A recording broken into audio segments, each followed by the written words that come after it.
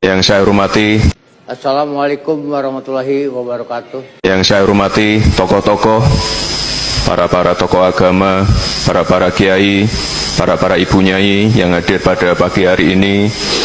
Assalamualaikum warahmatullahi wabarakatuh. Bapak dua, ibu dua. Bapak-bapak, bapak-bapak, bukan bapak dua ibu dua.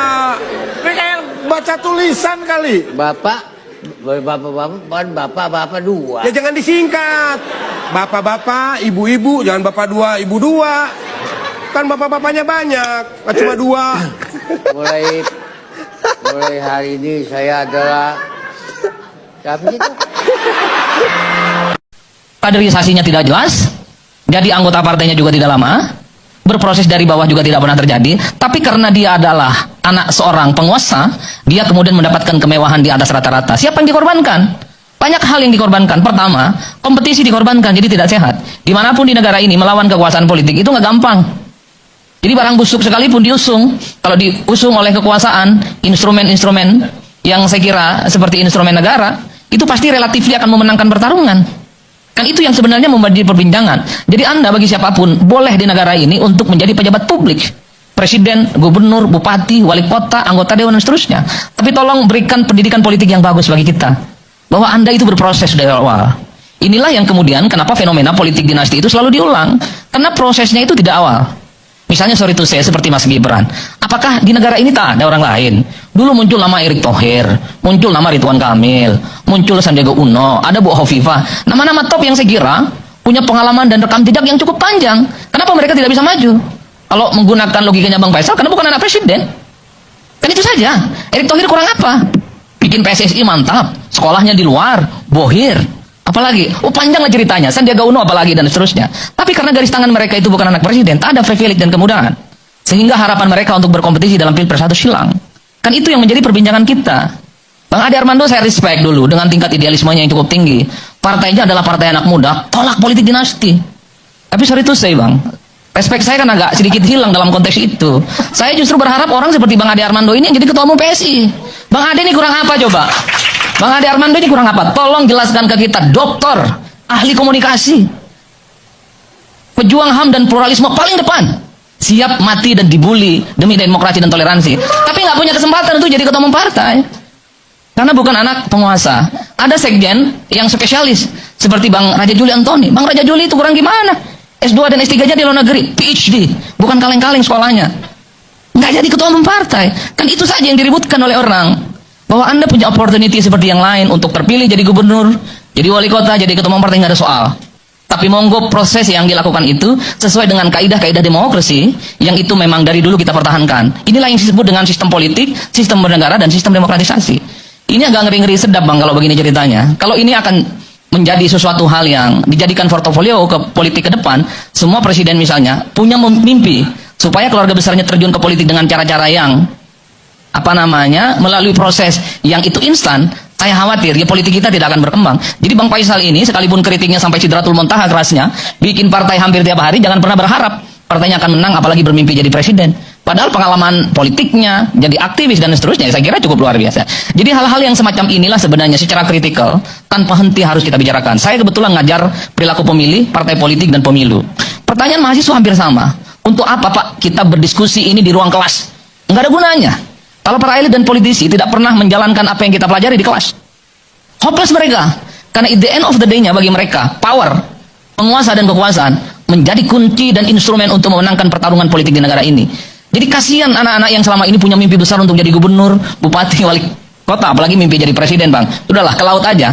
Kalau kemudian masih banyak orang yang mengkonfirmasi apa yang terjadi di negara ini, soal kemudahan anak kekuasaan itu untuk menjadi pejabat publik, suatu hal yang lumrah. Ini yang saya kira akan merusak bagaimana tatanan. Ya, sangat tertarik sekali ya teman-teman kalau kita melihat dan menanggapi penyampaian Bung Adi Praitno. Tentu kalau kita masukkan dalam nalar logika berpikir, tentu apa yang disampaikan beliau itu sesuatu hal yang valid gitu ya. Sesuatu hal yang bisa juga kita lihat pada fakta dan realita hari ini. Dan tentu kalau tadi kita menyadari gitu ya, kurang apa ya, atau kurang ada nih orang-orang, tokoh-tokoh, figur-figur yang lebih daripada Gibran. masih banyak. Kemarin sempat bermunculan memang nama ada Sandiaga Uno, ada AHY, ada Ridwan Kamil, ada siapa lagi ya, ada Bu Khofifah, masih banyak nama-nama yang muncul pada calon-calon pemimpin kita kemarin gitu ya. Tetapi kenapa Gibran? Nah jadi memang secara pemilu Prabowo Gibran menang, tetapi banyak yang mengatakan Prabowo memilih cawapres yang salah gitu ya. Tetapi it's okay lah, mungkin masih bertemu. Kalau kita melihat ya, usia Pak Prabowo dengan Gibran ini, ya ibaratnya Gibran ini cucu dari Prabowo lah gitu ya. Atau mungkin anak lah, anak paling bungsu Pak Prabowo gitu. Ya kurang lebih seperti itulah ya kita lihat pada kenyataan dan realita hari ini ya. Ya tapi memang tidak menutup kemungkinan majunya anak muda. Majunya anak muda sebagai wakil presiden karena kebetulan bapaknya jadi presiden. Ya itu banyak yang digaungkan gitu ya, bukan hanya saya sebetulnya. Tetapi itu oke lah teman-teman, itu sudah berlangsung, sudah berlalu. Tetapi ini menjadi sebuah ulasan yang menarik sekali menurut saya, di mana ketika kita melihat bahwa beberapa hari terakhir ini Gibran sebagai cawapres ya menunjukkan dirinya ketika berpidato di depan para ulama, para pejabat, para jenderal. Dia menyebutkan para gitu ya. Sebetulnya kepada yang terhormat, nah, kalau lebih seperti itu dan seterusnya dan seterusnya. Jadi yang mendengarkan itu sebagai yang punya jabatan atau martabat atau gelar gitu ya, itu dihargai, dihormati gitu ya. Berpidato kok pakai para gitu. Itu banyak yang mengatakan seperti itu. Jadi kapasitas sebagai wakil presiden menunjukkan bahwa seolah-olah beliau itu belum siap menjadi wakil presiden. Nah seperti itu ya. Ya memang sebetulnya kemarin sih belum siap gitu ya, tetapi ya mungkin dipaksa. Bercanda-bercanda ya.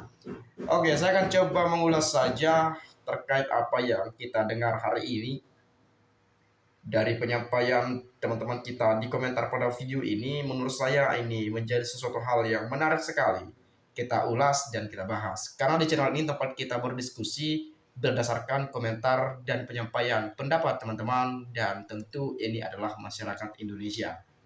Oke, di NES 2045. Saya baca dari Azura Budi. Sayang banget ya, negara dah mengeluarkan uang triliunan rupiah tapi hasilnya kurang memuaskan, di bawah standar. Sangat memalukan. Demokrasi rusak-rusakan diprakarsai oleh Jokowi. Ini faktanya. Masa anak gak jelas begini didukung 58%? Bisa diduga ini penuh rekayasa dan kecurangan. Ya banyak ya dugaan kecurangan. Oke, masih lanjut. Jelas-jelas umur tidak memenuhi syarat, tapi dengan menyalahgunakan kekuasaan akhirnya lewat MK Paman Usman dan jadilah wakil presiden. Wahai para apa ini? Oh iya ya, ini para ya. Wahai para pendukung si para Gibran, benar parah. Ini menyinggung seperti yang saya sampaikan di awal ya, para tadi ya. Ya, saya baru ya, sorry ya. Logika apa yang akan kalian gunakan untuk membela Gibran di para ini? Banyak gelar si Gibran, Fufafa, asam sulfat, para ya parah, pakai H gitu ya. Benar parah si para. Negara besar gini milihnya macam Gibran, mimpi opo iki. Inikah kutukan buat Indonesia yang membenci dan suka mengutuk Israel?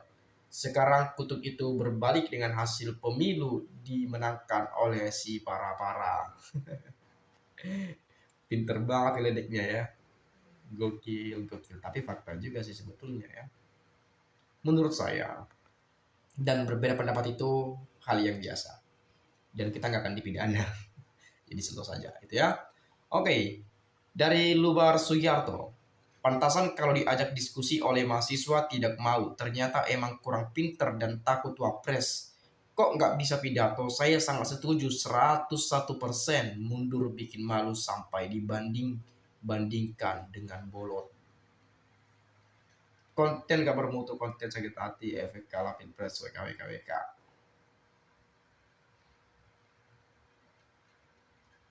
Sudah zaman dihujat terus keluarga si Mulyono, kasihan, biarlah malunya juga ditanggung sendiri. Ya mending tahu malu teman-temannya, kalau enggak bahaya juga itu ya.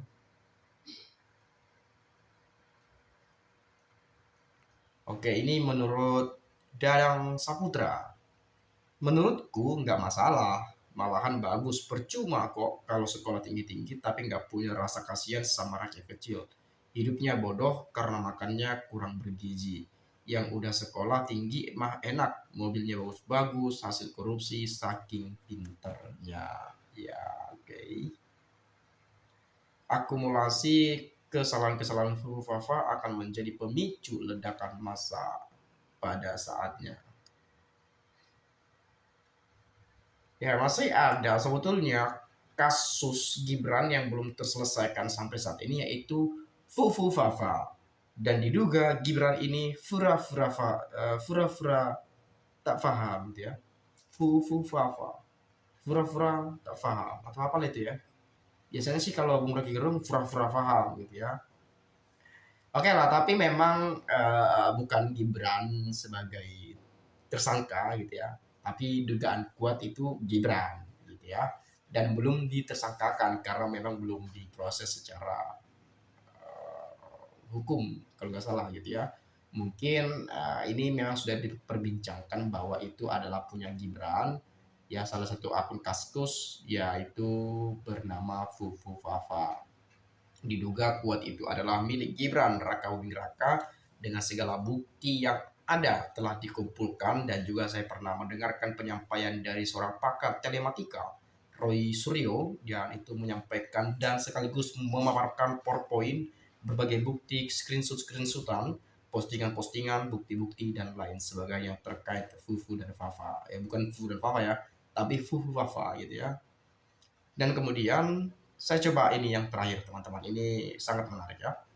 Wah, sekelas Wapres diolok-olok dan disanding dengan pidato dari Pak BO yang suka dibuat salah untuk konsumsi joke, ya jok candaan, ya ironis dan sedih punya Wapres sedemikiannya parah dan parah kali. Parah, katanya gitu ya. Itu banyak sekali mengungkapkan parah waktu Gibran lewat itu ya. Saya temukan ada video di TikTok. Ih, kok parah banget. Nah, ini juga salah satunya. 3:38 menit ya. Parah buru-buru. Dah muka jelek gak bisa pidato, katanya lulusan luar negeri, ternyata cuman bisanya parah bapak-bapak ibu-ibu cuk bikin mual lihat pidato.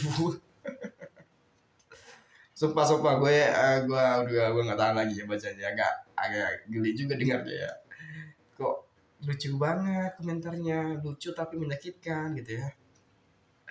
Ya, saya sampaikan nanti kepada teman-teman semua, kepada pemirsa bersama, nanti kita akan bahas video selanjutnya. Ya, saya percaya teman-teman juga sudah paham mengenai ini. Silahkan sampaikan juga pendapat kalian di komentar dengan komentar yang positif saja teman-teman ya. Jangan sampai nanti video ini full komentar parah dan lain seterusnya. Jangan ya. Oke, itu saja. Terima kasih sekali lagi saya ucapkan. Salam inspirasi, salam NKRI, harga mati.